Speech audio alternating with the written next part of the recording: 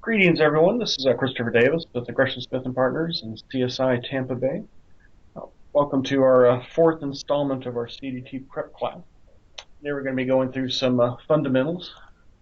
I just remind everyone too, if you come up with any questions, there is a option to kind of raise your hand or type a quick note for questions you may come up with, and Don and I will get to those as soon as we can.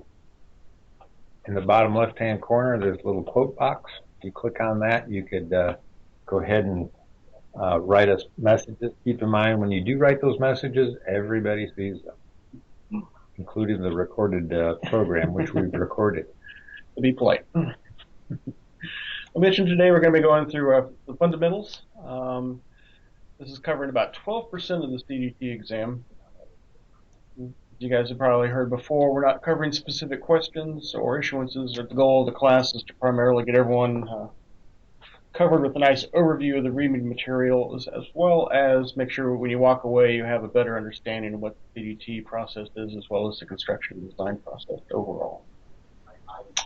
This is an AIA CES proof course. Yes, it is. Learning objectives today, I won't be reading through all of these, so you can kind of go through them in a handout, but the one marked in red there, the basic understanding of IPT and BIM, we're going to skim on that a little bit today because it's actually be covered more in depth in some later classes. But overall today we'll be getting through some good overall views here in our first official class here, or our fundamental class. Things are outlined here. Primarily going to be going through some of the job roles, understanding basically the 4 project teams as well as what those teams comprise, the different stages of the project and process, as well as different organization methods and how those relate to each other between OmniClass, Uniformat, and Master Format. And finally here toward the end, going through some green format and covering what the 4 C's are, something you'll definitely need to know for the exam. Just a quick refresher again. You guys didn't see the slide last time we talked about it. Again, how important it is to understand the tripartite agreement and the relationships and the concept of a family of documents that the AIA general conditions and the agreement create. Keep in mind also that each ACDC has parallel documents associated with that. They're contract cousins to it. And the consensus documents also have similar parallel documents relating to the agreements between the owner and the architect and the owner and the contractor and those third-party responsibilities. Who's responsible for what? To dive right in, we got our fundamentals. Couple slides here, we're going to go through job roles and responsibilities of our 4 project teams. But before we really dive into the 4 project teams, we need to understand who all is involved in really doing an overall project. Those 4 project teams can be basically broken down into 2 primary groups. They're stakeholders and our participants.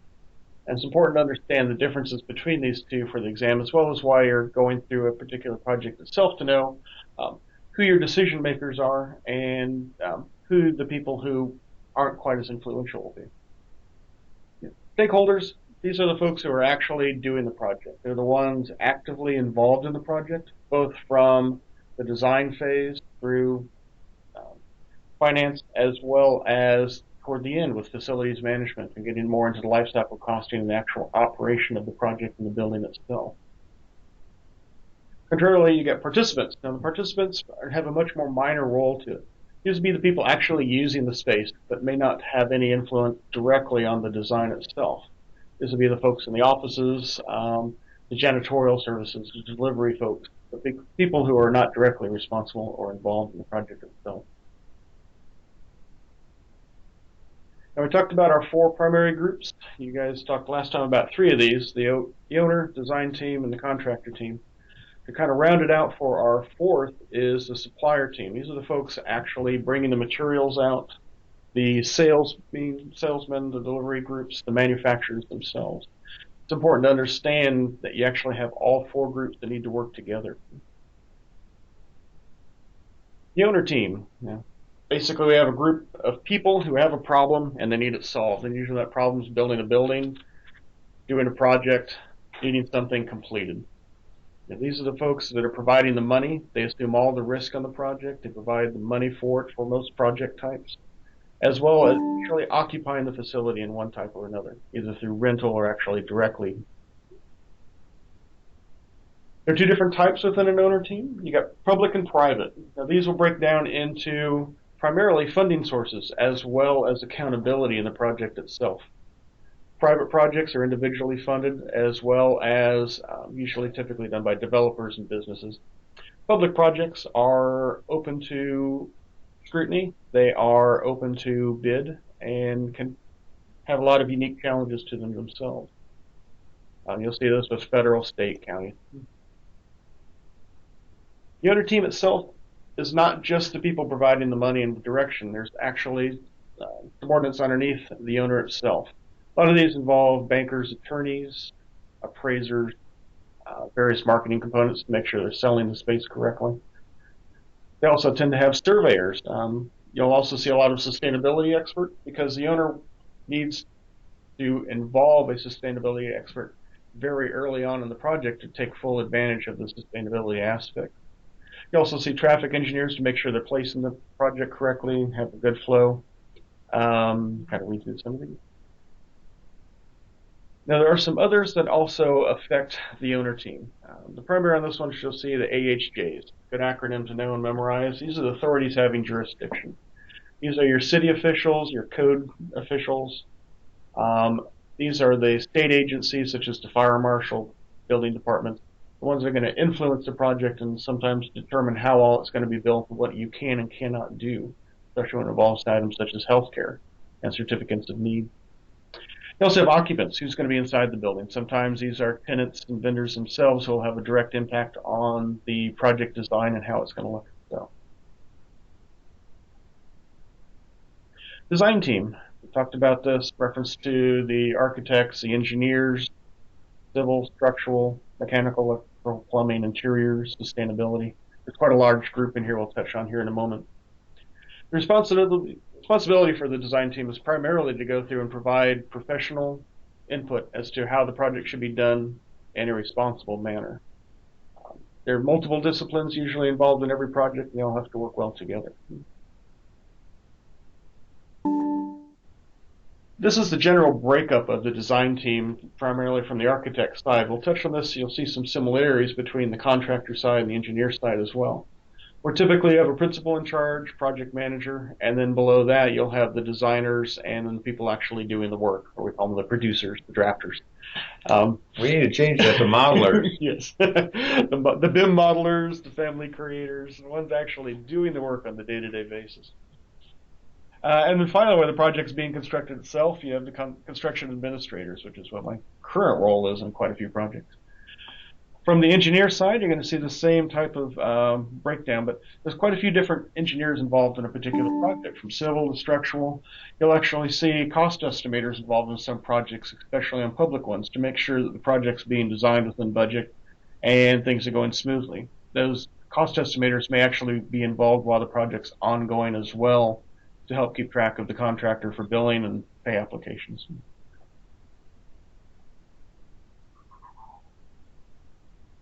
Like I said, sustainability consultant can also be hired from the design side as well as the owner side. The designers want to make sure that they're doing things in a sustainable manner, and not all design firms are able to have a sustainable expert on their teams.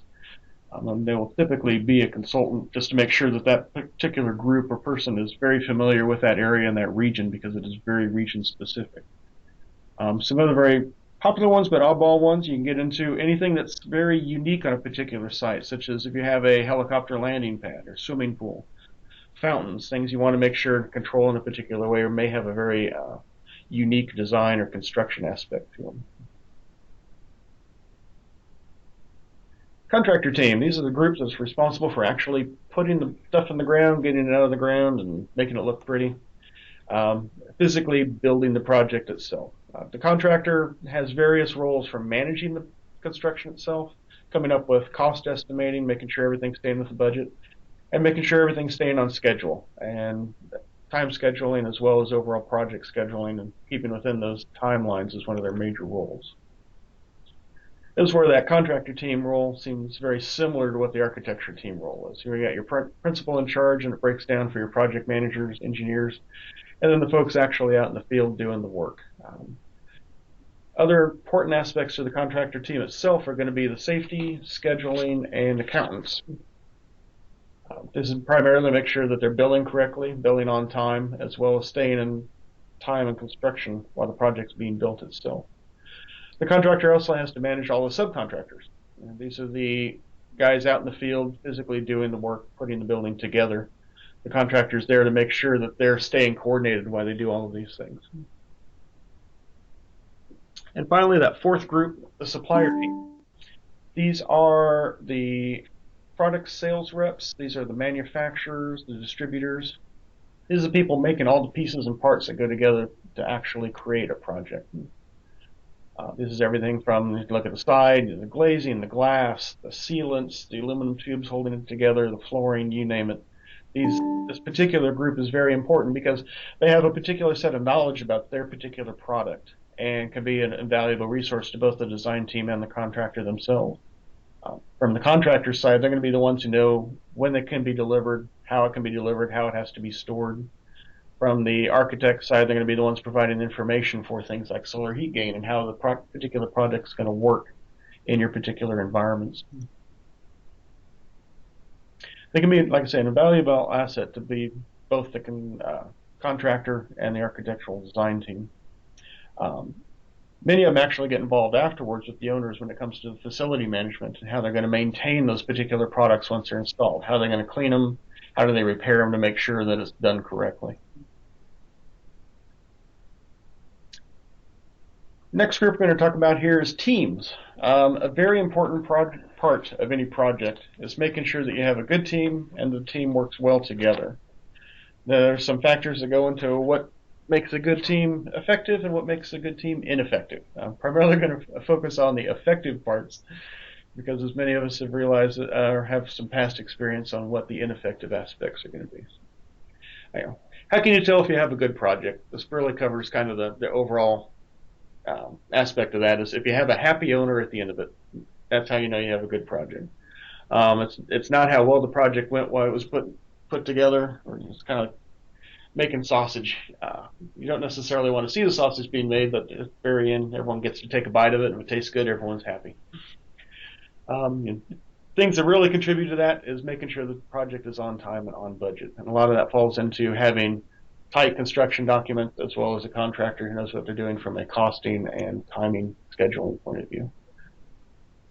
Partnering and collaboration. We'll talk a little bit more in depth later about integrated project delivery or IPD, but primarily right now we're going to talk about just general project delivery and how these things can be delivered. Partnering is a common way of delivering a project for a smaller project where the groups actually get together. You work as a team and you're always focused as a team, so you don't have the architect pitted against the owner or the architect pitted against the contractor when issues come up. When an issue does come up, and one always will, when you're either collaborating or working as a partnering team, you work together to find a solution that's both equitable to the owner as well as has an aesthetic design from the architect point of view and easy to construct, simple to construct from the contractor's point of view. There's a lot of benefits to working as a team. Better communication is the key to this. You cannot communicate enough in reference to a project. The better you can communicate, the more productivity is going to happen, reduce project costs, earlier project completion. Everything is going to boil down to that very clear and concise communication, as well as making sure everyone is informed on the project and everyone has a vote when things need to be decided upon.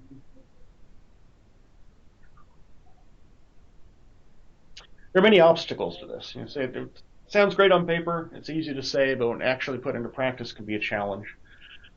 This can become issues in states that have labor issues such as unions, where you have to work more as a team and involve the union more. Unscheduled delays, hurricanes, snow days, sinkholes, undiscovered items below grade are usually very popular. Poor communications. You might have one team member who's poorly communicating. That one team member may be a key one, which will actually affect the entire project. Ineffective management. This falls a lot into the contractor and how they are performing in reference to communicating in the field as well as scheduling. IPD, the integrated project delivery. One of the primary reasons behind the IPD process is to make sure contractually that everyone works as a team. The IPD process takes that owner, architect, and contractor role and merges them into one contractually, so that when an issue comes up, they must communicate as a team to come up with a combined solution because they all have skin in the game. Simplest way to put it. So we'll hit on this one a little bit more in some later slides, but this is just kind of give you a quick overview of the IPD process itself. Don't have any questions at this point in time, so we'll move on through. We'll keep moving on. Next, we're going to talk about the various stages of the life cycle of a particular project. This is everything from its initial thought to what happens 50 years down the road when the building's ready to be torn down and the next one's ready to be put up.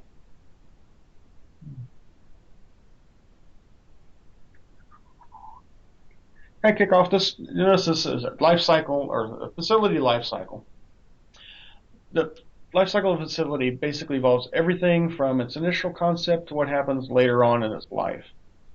This includes items such as design, how it's going to be managed, how it's going to be cleaned and maintained, how it's going to be built, and later on in its life, what's going to happen to the building. In a particular project, one of the things that's usually decided early on is this project meant to be standing for 20 years or is it meant to be standing for 200 years? It makes a very large difference in what kind of materials you're going to be building this project out of. This is a slide that we've added from previous programs in which this is project information delivery cycle. It's actually a UK-based system, Atkins being a UK-based company. We're talking about project information deliveries in comparison to the actual project delivery system, facilities life cycle, and it's very similar. And the concept is that as the project moves along, the information should move along with it. The parties who are involved expand, the quantity of information that you have expands, and the type of output changes as it goes through. So, although not part of the CDT program, it's good to know that there's, think about it not just on the facility side of the picture, but think about it from the information flow and information delivery cycle. Mm-hmm. Because one thing reference to the facility life cycle, it may not, I guess wouldn't say has necessarily kept up with the times, but as BIM has grown to become more of a staple in the design industry, it's taken a little bit longer for the facility side to recognize the benefits of BIM and how they can use that overall. And I think this helped actually capture that and able to move it along. So I have a feeling this will get incorporated before too long. So the first stage is kind of the twinkle in the eye stage. There's an owner who needs something done. It can be a project where they're actually building a building. It might be where they need to add road or access to some area. The project can entail many different types of things. This first stage is that, like I said, the twinkle in the eye. It's the general concept. This is where initial ideas are going to be generated. It's going to be locations are going to be evaluated. During this particular stage, from the design side, usually a lot of different angles are looked at, a lot of different concepts are just studied and designed, as well as some preliminary costs are generally associated with the project at this point to get an overall idea and what type of funding the project might need.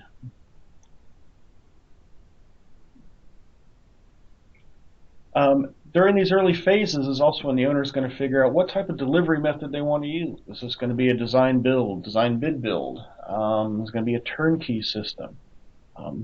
Or is it going to be more toward an integrative design process, an IPD process? This early phase, it actually has to be decided on fairly quickly because this is really going to determine the funding of the project, how it's going to be designed, drawn, as well as constructed. This is also when the owner's going to start looking at who do they want to be on their project team. Do they want to just go to a contractor and have them do it design build so they have one point of contact? Or do they want to do more of a collaborative process? From the design side, I mentioned this is where the design team is going to start collecting a lot of information, primarily so they can help evaluate it with the owner, as well as use some of their design expertise. From the preparation of design documents and what's a deliverable in this phase, it's what we refer to typically as schematic design. Now, schematic design usually has a lot of options, things to be evaluated in it, but it's a way of delivering a package that can be priced by an outside group or evaluated by the owners and users in a package. Some of these can be verbal or narrative based only, and many others can involve drawings or 3D sketches. One thing to remember too is that in the AIA B101, a lot of early work, especially programming, is not part of standard services. Yes. It is an additional service. And it always surprises me how many owners think that working out their program is part of their standard services. Mm-hmm. That is quite true. And along that note too is that many owners just don't realize the amount of effort that actually has to go into this early phase versus the later phase. A lot of times it can be even more so than producing the construction documents themselves, especially if you have an owner who really doesn't know what they want or where they want to do it.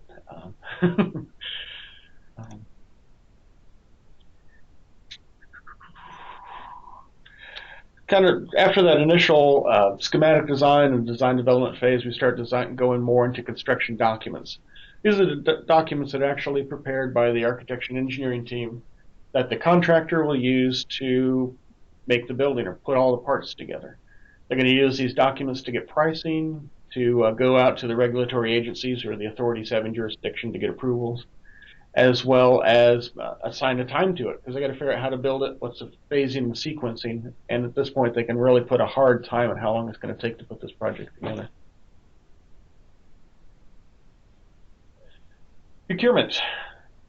This is the bidding and negotiation phase of the project. And the reason you'll see a lot of red on this particular side, we're actually going to touch on it a little bit later, because this is not part of the construction documents. This is a separate part where the drawings themselves are bid out, which basically means that the construction documents are sent out on the market. Contractors, and sometimes even owners, will assign a price and time to these set of documents and what it's going to take to actually build the project. Those documents, while they're out for bid, may actually change or be modified via an addendum, with the goal is that by the time the bidding is done and all the selections and alternates are approved, you have a concise set of construction documents that the contractor can then move forward with. And at that point, you actually have construction documents or a project that can be built. There are many different types of procurement, and this is will also be finalized in this particular area. These are some other good acronyms to know: the CM at risk, CMAs, CMs, owner builders, design build methods, as well as design bid build, which is more or people refer to as the traditional method of delivery. These will also be determined whether it's a public or private project too. Will have a lot of bearing on which type of delivery process can be used and can't be used. The actual construction itself, this is our combination of our construction documents as well as any additional regulatory requirements. And typically when the authorities have a jurisdiction review a set of drawings, they will have comments or suggestions that will need to be incorporated and addressed prior to the project actually being built.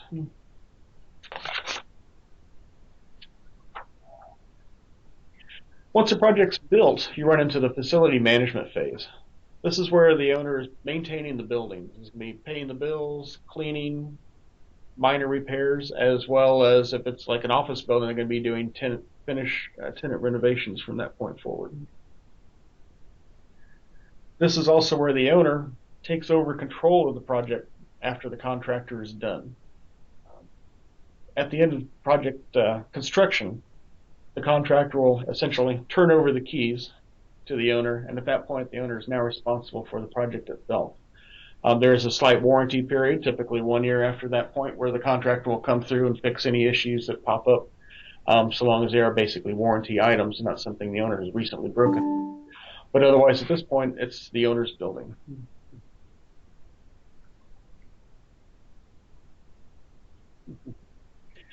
Now, this is going to talk about is those stages we were referring to earlier, and actually get more into the document aspects of it, what those projects be. Before we do that, we really first have to understand what the difference is between a project and a facility. And the simple way of remembering this is a facility is occupied. It's being used for its intended purpose. Everything prior to that point is the project. That goes all the way from the twinkle in the eye and the owner and what he might want to do to where the contractors put the final coat of paint on the walls and turn the keys over to the owner. And it's very important to understand the difference between what is a project and what is a facility. Project management versus facilities management. Yep, another good way to remember it too. That project management is going to tie into what that contractor is doing, where the facility management is going to be more the facility owners themselves and what they're doing after the project opens. This is a great slide because I hit it. I remember a conversation I've always had that month about a quality of a project or a quality of construction that's ongoing. Quality is a balance. Whenever you're doing a project or you're looking at a material or looking at a design, there's always three parts to it. You know, what is the cost? How long is it going to take to do it? And to what extent is it going to be done? When you actually combine all of these aspects together, you get the quality. There is no specific level of quality that is quantifiable out there, and it's an important thing to remember. You can't say something is high quality or low quality. There's only degrees of quality. There can be higher or lower, and in this case, we're talking about higher or lesser. And that is only in reference to another material or another project itself. Many owners out there will say, hey, I want a Class A project, or I want a high quality project. It's usually a key to say, hey, let's go drill down to see what you really want and help them understand, are they wanting to spend more money on a particular project, or they want it to be a little more cost effective and basically a project that can be output in a faster timeline. And by being faster, they're making money because now they can start making rent on it or start charging ticket sales sooner. Understanding those various aspects of the owner and what they say when they want a high quality project is very important.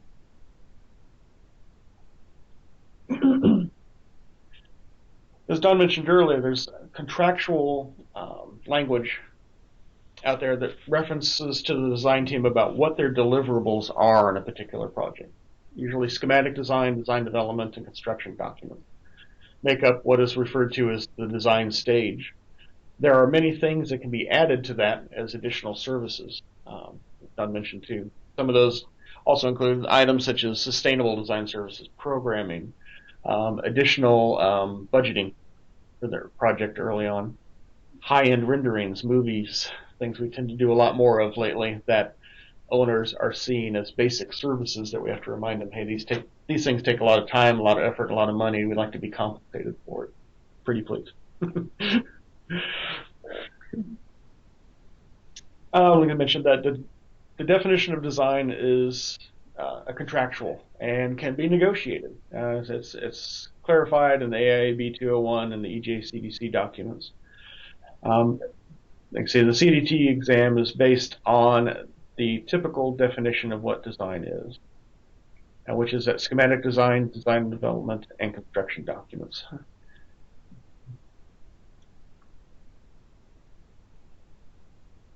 Mentioned earlier, there's quite a few different variations to that. Master planning is another one where you're helping the owner on a very much larger scale figure out from a master planning point of view what all they want to do.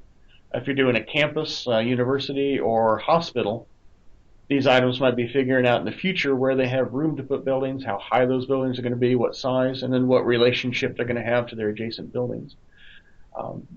Prototype design is another one. So let's say you're doing an Office Depot, an Arby's restaurant. The owner's side, they're basically getting the exact same building duplicated 1,000 times. They don't want to pay the exact same fee for that. So they'll actually come up with a negotiated fee for a prototype The prototype having a lot of flexibility within it, it allows the owner to put that particular project in the region, state, international, and allows them to put a set of construction documents out with a minimum amount of effort from their end, as well as have a consistent look to it. Conceptual design is not an official phase. This also ties in with programming itself. That concept phase usually happens even before the master planning does.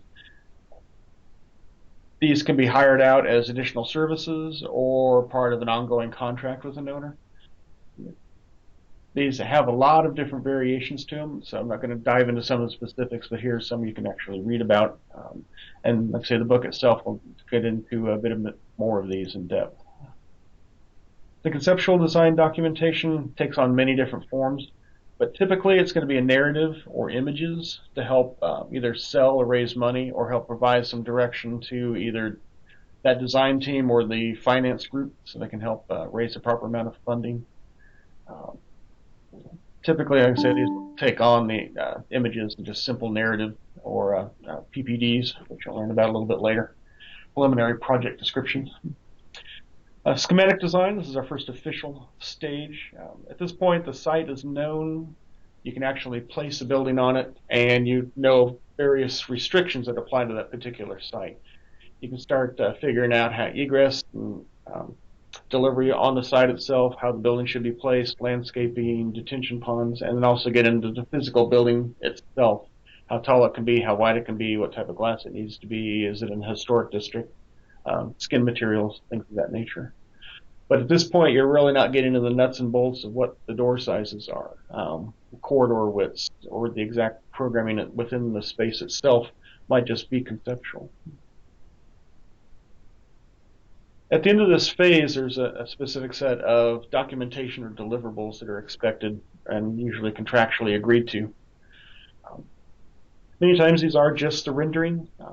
There's usually a preliminary project schedule. This would be prepared by the design team, or if the deliverable includes the contractor would have the input to help hone that schedule a little bit better, as well as the projected estimated costs. Many times from the design side, these are coming from books like RS Means or previous project experience, or if a contractor is on board, they'll actually provide much better costing. And often called ROM. Mm-hmm. Okay. Magnitude versus an actual cost. Yes. Estimate.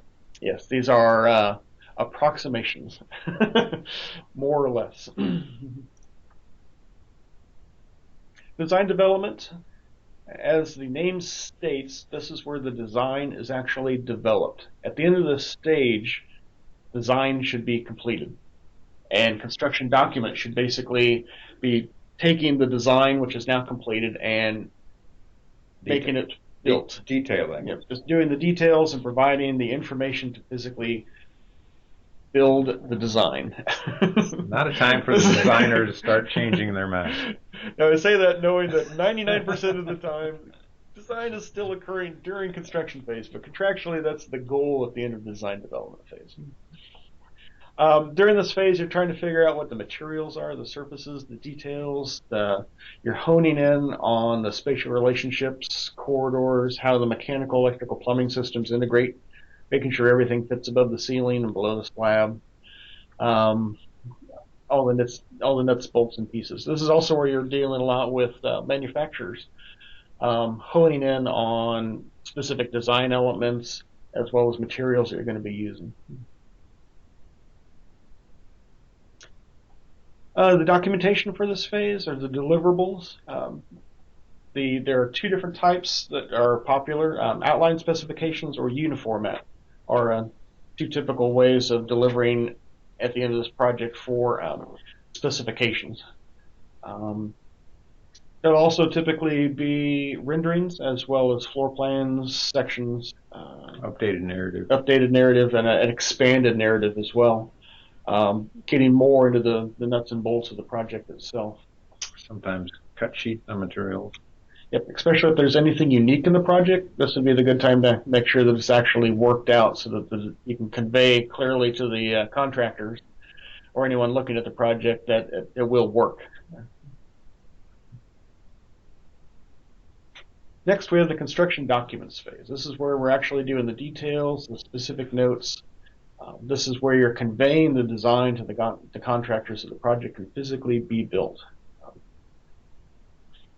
There are a few different types of project delivery methods, and those will actually determine the extent of the construction document. So if this is a public project or a hard bid project, there's typically going to be a lot more detail involved in conveying what's going to be built. If it was a design build project or turnkey project, there typically will be a little less detailing or less effort put into creating those details because a lot of that's going to be provided by the design builder or the turnkey company themselves. Typical example of this might be a Butler building, which is a prefab building done from a kit. So if an architect were to use a Butler building in their project, they wouldn't go into the extent of detailing every connection in there because the Butler construction company has already gone to the effort of doing that as a part of their deliverable. An important part of this too is that before we start this particular phase of the project, it's important to know what that delivery process is, what that procurement process is, because it'll definitely affect the way the construction documents, and in particular the specifications are written. And one point to addition that too is we mentioned that the schematic design, development, and construction document phases are all contractual. It's very important to actually get sign-off and approvals at the end of every one of those phases, both contractually as well as from a communication point of view, because if you don't have approval at the end of one of those phases, it's very hard to move on to the next phase in a clean manner.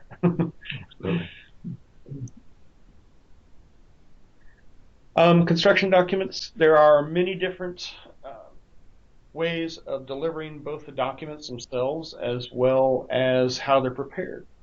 CSI has master spec. Master spec has a lot of influencers on it, including the National CAD standard, the American Institute of Architects, ASHRAE, ANSI, all kinds of acronyms that you can just pick apart for days. There are alternative ways of specifying as well as providing the documents themselves. The EJCDC, which is covered in the CDT, the DBIA, the Design Build Institute of America, is another group that has their own set of standards, which focuses primarily on design build deliverables. And they help provide guidance to the design team as well as the contractors about what's expected in each of those. Also in reference to delivery method, some authorities having jurisdiction don't even require paper anymore. Everything can be submitted electronically, which is a wonderful way of doing things, as well as tracking. And some of those things will have to be worked out, of course, with the authorities having jurisdiction, but they'll have a bearing on how you produce your construction document. I'll touch on that too. Many jurisdictions have size restrictions when it comes to construction documents. So a company may have a standard size of documents that they're used to producing and now suddenly have to produce it on half the size, so their drawing numbers have now doubled. Some of the unique stuff you might have to run into while preparing your construction documents. This particular slide has 2 stars on it, but if Chip was here, he'd say it should have 20 stars on it. This is commonly referred to as the Tower of Power, and really is a wonderful document to know, learn, and memorize. I'm going to touch on it a bit here, but what that image is, it helps define what is in the construction documents, what is in the procurement documents, and what overall is part of the contract requirement. The CDT exam is going to dive into this document's hierarchy and packaging a lot, and they're going to go, and it's going to be hit from a bunch of different directions. It's good to know the slide as well as all the parts and pieces within it and what's included in each of them. Without giving away anything too specific, I think that's about as far as I can dive into it, other than make sure you know this slide well. Mentioned earlier, there's a bunch of different ways of organizing your documents. We're going to touch on a few of those here. The first one being the Omni class. Now, the Omni-class system of development is kind of an overall 30,000 foot view for visual description of it. We're going to touch on the Omni-class, Uniformat, and then the master spec. And each of those systems relate to each other, with the Omni-class being the 30,000 foot view, the Uniformat more the 3,000 foot view, and then the master format being boots on the ground. If you're used to BIM and Revit, the Omni-class is kind of the level before you're doing families. Families are going to fall into that Uniformat system, and you'll see how that ties in a little bit better. But Omni-class is kind of that first level of what is my building? Is it a concrete building? Is it a masonry brick building? Is it a stucco building? Or is it a Butler building? It is a very, very tall, high view of materials and overall project itself. It also looks at things such as lifecycle costing, maintenance, how durable the materials are. It is used rarely. You'll primarily see it in the schematic design phase or in the master planning or early phases, conceptual phases of a project itself. Primarily to help a future design team get the idea of what the owner is wanting to do with that particular project or how they want to use it.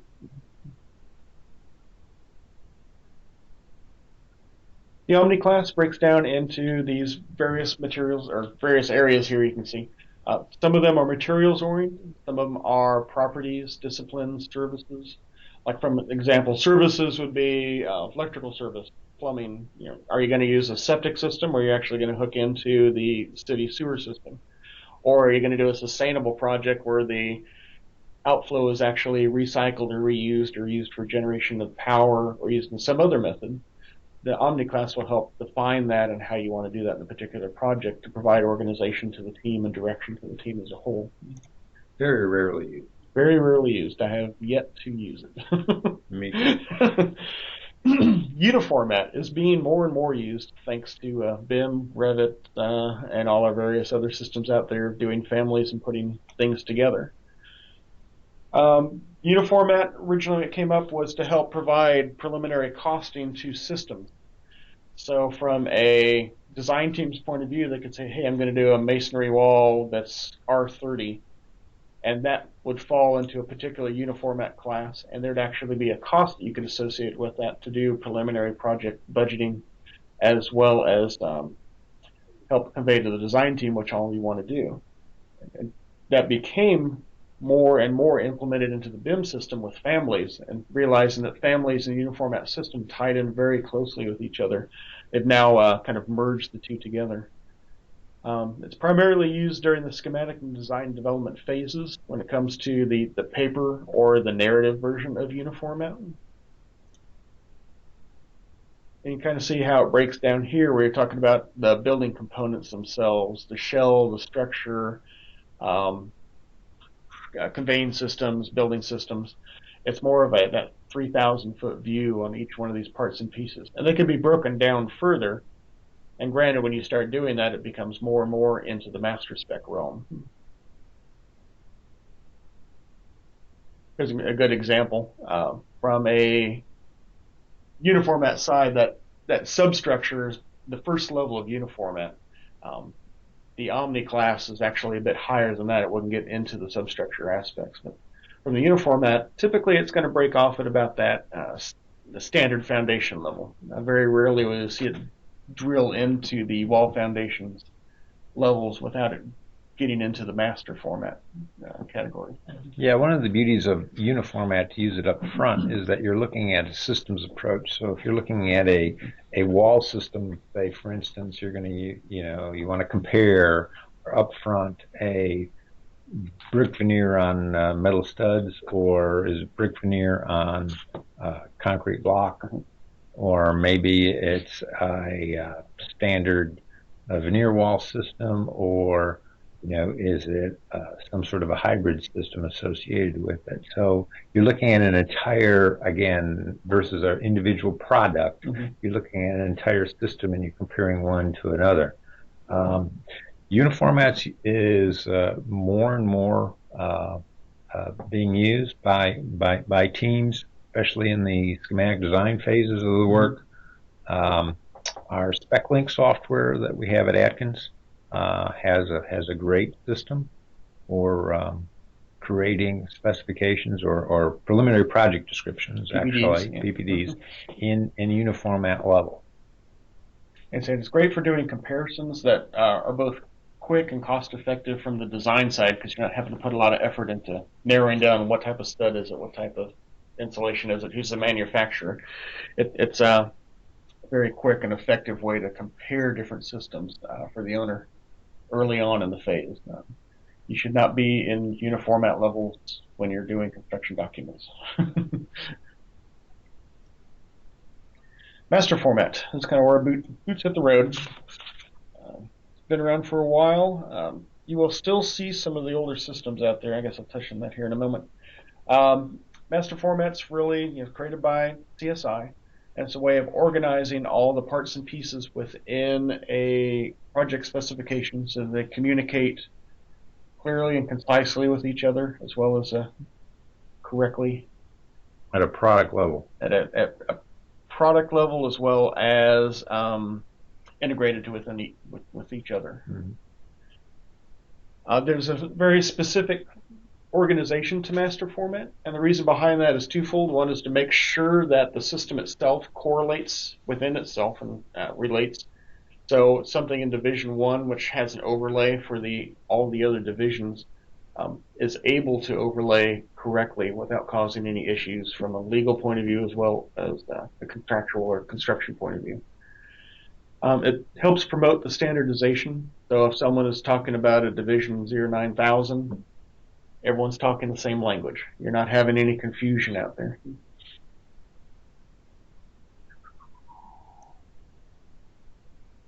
There are 50 divisions, which take a little bit to understand. There's a Division 0 and a Division 49. There is no Division 50. Not sure if that'll be a trick question out there, but there is no physical Division 50. It's 0 through 49.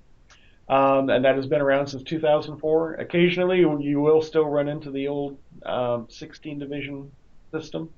It's rare, but there are still some folks out there who haven't drank the Kool-Aid yet and converted over, because there's a slight process to it, primarily from the site and civil side, where they had much more expanded sections in there. It's primarily a 6-digit numbering system. It can actually be increased up to 8, primarily from a company point of view. That's where a company can actually standardize within themselves a particular material.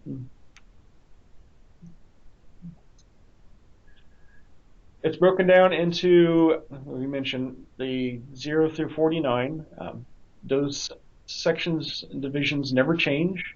It would be good to know them.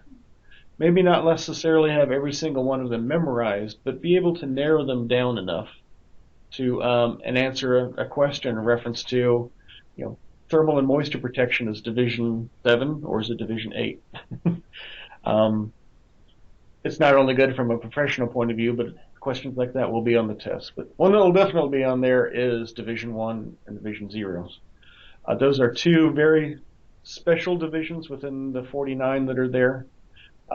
Division 0 being the whole procurement aspects, as well as Division 1 being the general requirements. General requirements for Division 1 apply to the other 47 divisions that are there. So anything in Division 1 actually applies to all the divisions. It's important to know what the subgroups are. Yes, it is. And subgroups are, and why they're broken up now. And it's not saying these subgroups, like you see here, Division 20 are facilities. Division 30, site and infrastructure. Kind of go back one slide here too. The facility construction groups, which is what people knew as the Division 16, the first 16 divisions, has then since then been broken up since 2004 to add these additional divisions to help add clarity. As we move along, the process equipment subgroup. One thing to note too is that every division is actually used. But there are still quite a few that are reserved, which allow for growth within the individual divisions themselves, or the individual divisions themselves. Next slide is kind of talking about that level of detail, the six digits plus 2. That first level 1 kind of helps cover the first 50 divisions, whether it's a 09, 08, 49, 31. After that, you start getting into more narrow aspects of it. Now, this applies in 2 different ways. One, the narrowness will help define your project materials themselves. So if you just had a broad section, such as 09 9000, it's going to be covering a whole lot of information. It's going to be covering all of your paints, all your wall coverings, everything that's going to be a coating. You can actually break that down into subgroups, and should ideally break that down into subgroups for the construction documents as they get more developed. So paint will have its own division, wall covering will have its own division, impact wall protection would have its own division. And that way you can help tailor the specifications particularly for that project and those materials themselves. The very narrow aspect, that very narrow, is user defined. So we'll see that a lot in BIM or in a process called condoc, where as opposed to putting notes on drawings, you put numbers, specifically the master format numbering system in the drawings. And then the contractor has to look up each one of those details or notes in that number form to find the information. So it might have a 03000.08 for 8-inch CMU, or 03000 0.10 for 10-inch CMU. You can actually user define all those to help provide clarity and have a consistent message in your construction document, as well as being concise and correct in your construction document. Here's kind of a quick look of how that can break down, where you can have a very broad masonry section, which is going to cover brick, concrete, masonry units, clay tiles, you name it, and just have a division 040000. Or you can get very, very specific and say, hey, I'm going to have a completely different specification section for my 4-inch face brick than I am my 6-inch structural brick. In which case you'd have the 042113.13 for one type of brick, and you might have a 0.14 for your other type of brick, and that's going to be user defined within the company itself. And that's usually defined in order to help communicate to the contractor clarity of particular systems. There's no necessity to go down to the very narrow section for everything, right, if it's clear enough and at a higher level. Right. I've only seen it done rarely, and that's primarily when it was a condoc version project. Or I've seen it done at companies where the company itself wanted to provide standards for all of its projects. So from a legal point of view, they can come up with and really drill down in their master format specifications every part of it, and then have a consistent message throughout the company.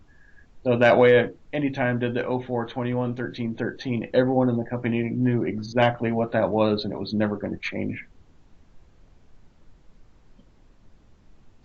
We have one question in regards to and it's true, the construction document Tower of Power slide is very difficult to read. Yes, it is in the book. It is in the project delivery practice guide, and I will make a PDF of it and put it on the Dropbox so everybody could read it and understand it. And we have kind of an enlarged. We have 2 versions of it. One of them is a blank PDF, which has none of the words on it, which we found very handy for everyone studying for the exam. That way you can use the blank to write it in and practice. So we'll make sure to include both the empty and the one that has the text in it. Okay.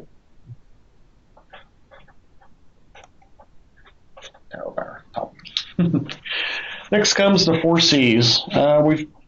You may have noticed me sneaking these in here quite a bit lately, but these are the most important thing about construction documents, as being clear, concise, correct, and complete. This is another one where we see the 2 stars, where 8 stars would be just as effective. You will be quizzed and tested on these, usually in the form of, what do the 4 C's mean? There's no particular order to them. It's just that's a great way to memorize them. three of them are followed with an O, and the next one's followed with an L. So clear, concise, correct, and complete. Next comes legal interpretation. We're going to go into design team coordination. This is where we start talking about how, in reference to the clear, concise, correct, and complete, how those can affect the team and the process if one of those items is missed or not sufficiently being covered. From the design side, you want to make sure that everything in the construction documents is meeting all four of those C's, because if it's missing any one of them, you're going to have legal ramifications, cost implications, time implications. You're going to have to answer an RFI. It's going to be painful. And it all ties into a successful coordination or a successful project itself. Because if you meet all four C's, you will have a successful project and everyone's going to be happy. They affect all aspects of the project, the organization, the execution, as well as the quality assurance and the quality control. I do want to touch on one thing right here, quality assurance versus quality control, and it'll be touched on later, but the way to typically remember quality assurance is what's done prior to something being going out or being installed. Quality control is making sure that that item is being produced correctly or being installed correctly. Typically, a way to remember it is QA happens before QC, A before C. So assurance happens before control. Components of incomplete coordination. This, duplications, repeating the same note but not repeating the same note exactly. Omissions, not having stuff in the documents. Discrepancies. Having the Division 1 not fully coordinated. As we mentioned, Division 1 applies to all divisions. So if something's wrong there, suddenly it's wrong everywhere. There are some critically important relationships. Primarily, the thing to take away from this slide or from this aspect is the relationships between drawings and specification. Question often comes up, what is more important? Is it the drawings or the specification? The answer is neither. They are complementary to each other.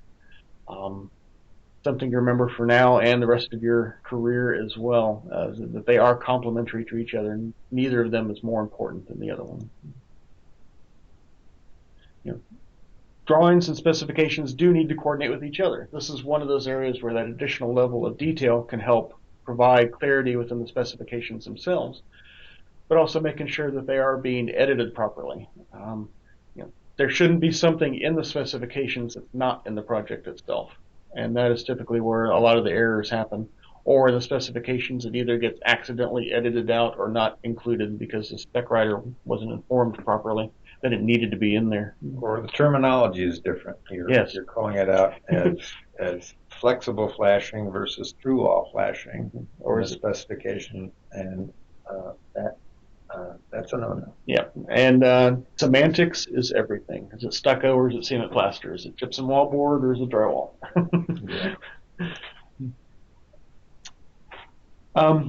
The characteristics of drawings versus specifications. The drawings themselves are going to help determine size, dimensions, form, location, and quantities.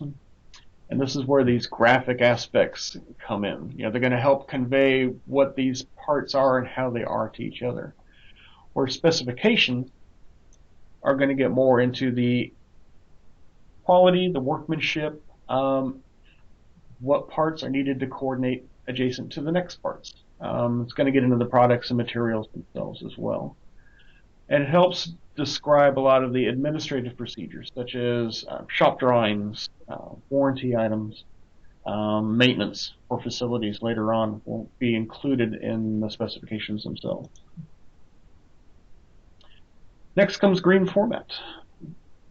And green format was created a few years ago, developed by CSI because they saw a hole out there in the market that needed to be addressed. And where that came from is reference to either the LEED, U.S. Green Building Rating System, BREEAM, STAR, Green Globes, all focused a lot on the design aspect and the construction aspect, but left out the part that connects those two, primarily the specifications and the manufacturer's aspect.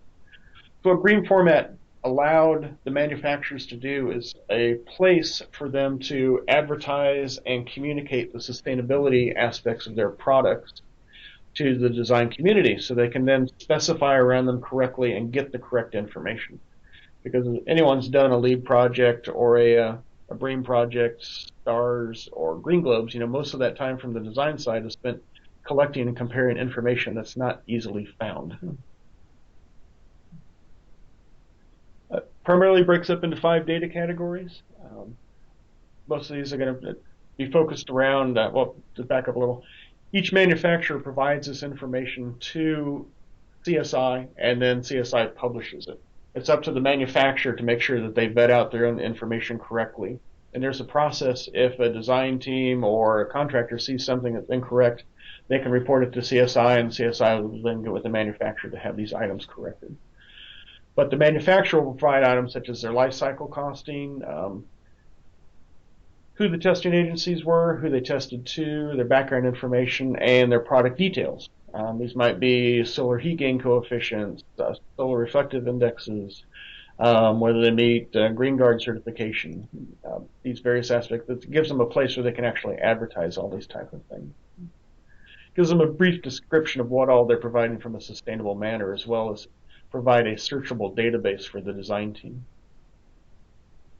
Another nice thing about the site itself, it allows you to compare different products. So you're looking at it from a specification section point of view. So you can narrow down on paints, and then from paints you can go to exterior coatings, interior coatings, same thing with wall coverings, roofing, etc. It provides a nice search tools in reference to the master spec and Omni format section. It provides, as well as that information, it also provides the performance criteria. What all did they meet? What didn't they meet? Which product manufacturing testing are they actually testing to? Because sometimes something that's Green Guard certified won't necessarily be Green Guard 25, Green Globe certified. It also provides a constant reporting method, so that when you're looking for information, you can go to each manufacturer and look in one spot at the same spot and get the same information. This helps prevent items such as greenwashing, where a manufacturer might say, hey, I'm meeting these particular standards, but when you actually drill down into it, it looks they get close to meeting the standards. They didn't actually meet it, or they don't actually have the certification. You also get into life cycle costings, or life cycle analysis, LCAs. It helps provide a constant evaluation method for life cycle costing each product and each material. When your life cycle costing something like steel or concrete, is going to be very different if your life cycle costing carpet or paint or a semi-durable material. And it gives constant ways of measuring each of these, so that when you're comparing them, you're getting apples to apples. Another aspect of green format, it is from the life cycle costing, it is cradle to grave. It does not go cradle to cradle, because there are too many unknowns after the grave aspect. So what this looks at is from when a project is harvested out of the ground or mixed and made, to its transportation aspect, how it's applied out in the field, and then at the end of that life of that product, whether it be carpet or concrete or steel, what happens to it? Can it be recycled? Does it have to be destroyed? Can it be reused, or can it be repurposed?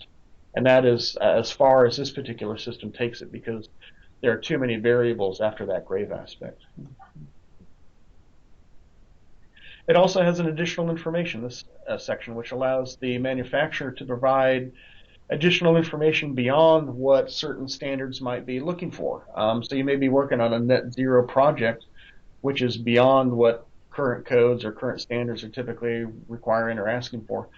It gives that particular manufacturer a way of showing that their product not only meets certain criteria, but it may greatly exceed it. And this gives them a spot that's consistent within all the different manufacturers where they can provide that. So it helps the design team from an evaluation point of view, as well as a costing point of view. This will also get into technical information, they'll typically have links on the website. So when you want to drill down and need to drill down and actually get a copy of the Green Guard certification, it'll have links in there so you can grab them quickly and easily.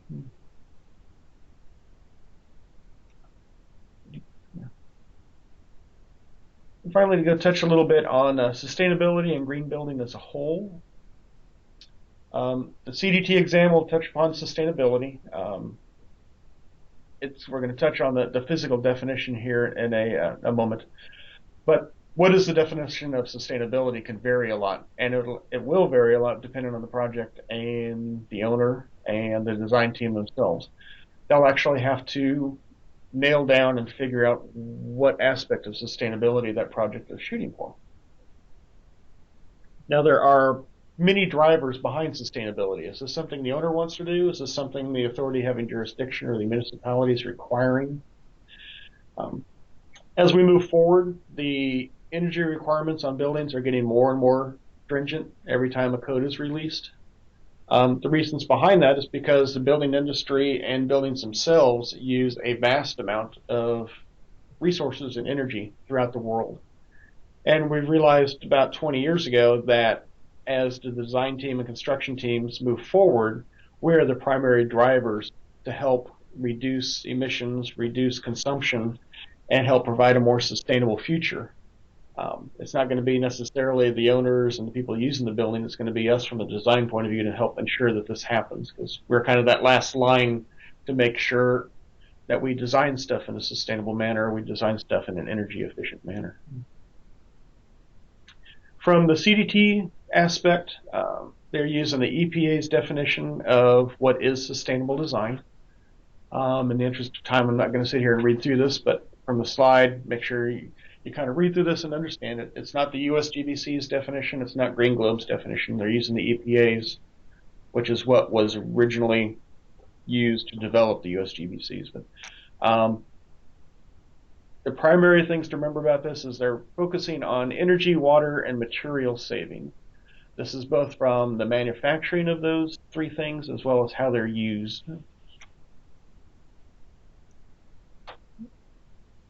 The buildings impacts on the environment we touched on a little bit earlier, but these are some numbers that would be good to know. The numbers themselves, the 40% of U.S. energy use and almost 70% of the industrial secondary materials are good numbers to know for the future as well as for the exam itself. The EPA's green building strategy, as I touched on a moment ago, it's constantly evolving, primarily because as more materials are made in a sustainable manner, being used in a sustainable manner, they're making these restrictions more and more every time a code comes out, and every time a building update happens.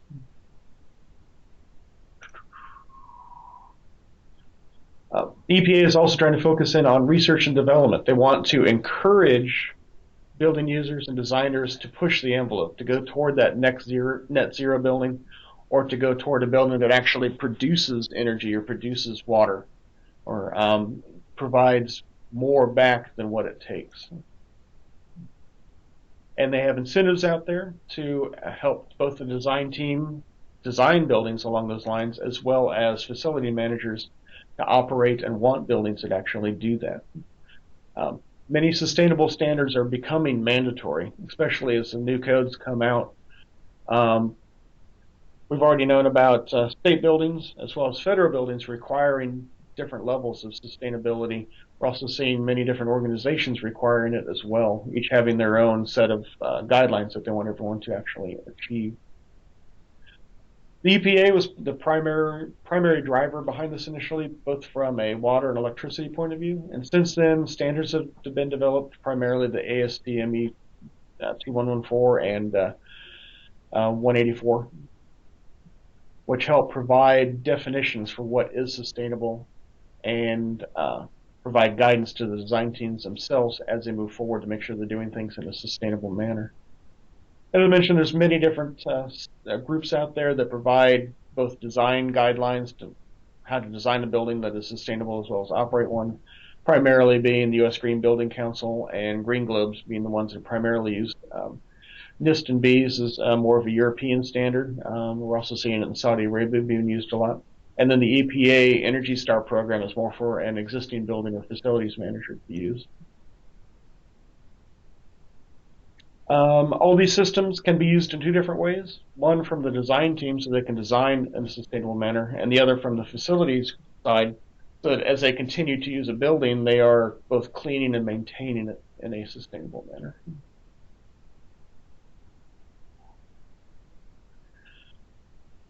There are also different ways of assessing what a facility's sustainability is, and we mentioned the USGBC, but all these systems can be applied both in the design phase as well as retroactively to a building to see just how sustainable something is. All these various systems have levels associated with them, whether it be the number of globes, whether you're gold or platinum or silver. Green Guard has more of a percentage base to it or a numbering based system to it, whether it's a 10, 50, or 100. They all have various ways of determining how sustainable something is. A lot of this falls back on product evaluation. The products themselves are going to be defined in the specifications, and those specifications have been vetted out. So as the project is moving forward, it's very important to realize that when something was decided on early on in the project in the schematic design phases, it's actually carried all the way through the into construction as well into the facilities management phase. If anything changes or varies in there, it can have a grave or great impact to all of its adjacent materials or type, such as if you were to change the glass color on the building there toward the very end, you might get a new owner who says, hey, I don't like green glass, I like blue glass. Suddenly you change it. That may throw off the entire energy model for the building itself. Now suddenly the mechanical systems won't work, people will be unhappy, you'll have an unsatisfied client and a very unhappy client and a less than successful project. IPD and BIM, as I mentioned, we're going to be touching more on this in a future presentation. But just to kind of give a quick overview of everything we covered today, we had our job roles and responsibilities, the 4 project teams between the owner, design team, contractor, and material reps, manufacturers. We had our factors that contribute to an effective team, which is definition of what is a team. Dealing with things with the different project delivery methods, the different stages of the project, and we got into the various classifications between master format, uniformat, and omni-class. And I guess just since just to kind of help close out the 4 C's, the clear, concise, complete, and correct are very critical items to know, both for the exam as well as your professional careers moving forward.